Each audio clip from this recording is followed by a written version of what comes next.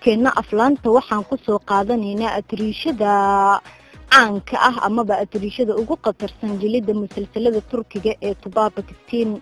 waxaa laga yaabaa inaad musalsalo badan ku daawatay magacyo kala duwanna ay ku jileysay. haddaba maanta miiska ayada ayaa noo saaran taariikhdeeda oo kooban. Tuba Pakistan waxay dhalatay 5 Juulaay 1982 waxayna ku dhalatay magaalada Istanbul ee isla Turkiga.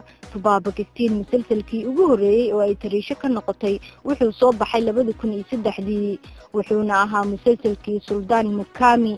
waxaa loogu yeeriyay magaca Nasrin. musalsalkan oo noqday mid hiid ah balse waxay saxaafadda u sheegtay inay ammaan weyn u hayso ee Ayten Bludo musalsalkan inay atriisho ka noqoto ayadana khibrad saasa u lahayn.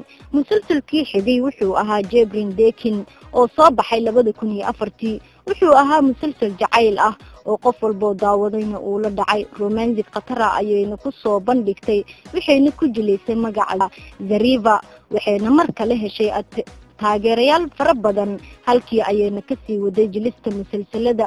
waxay haddana keentay sanadihii 2015-2017 musalsalkii Mularal Altika waxaana loogu wacayay magaca Vilistekiner.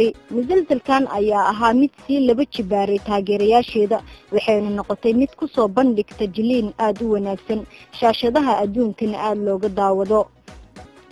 waxay ku xijisay 2017 ilaa 2019 musalsalkii Caasi waxayna ku jileysay magaca Caasi. aad ayaa loo sii jeclaaday kumanaan Soomaaliya ayaa musalsalkan ilaa hadda aad u jecel. waxay soo jiidatay taageerayaal fara badan oo daafaha dunida ku kala nool.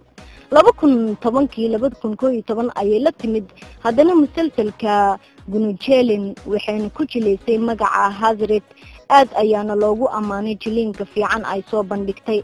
2013 ayay haddana la timid musalsalkii waxayna ku jileysay magaca Malaaga.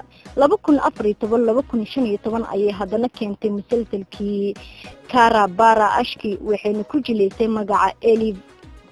haddaba waa kuma musalsalka ugu dambeeyay ay hadda wado waa musalsalka caanka Juzir Vijezel.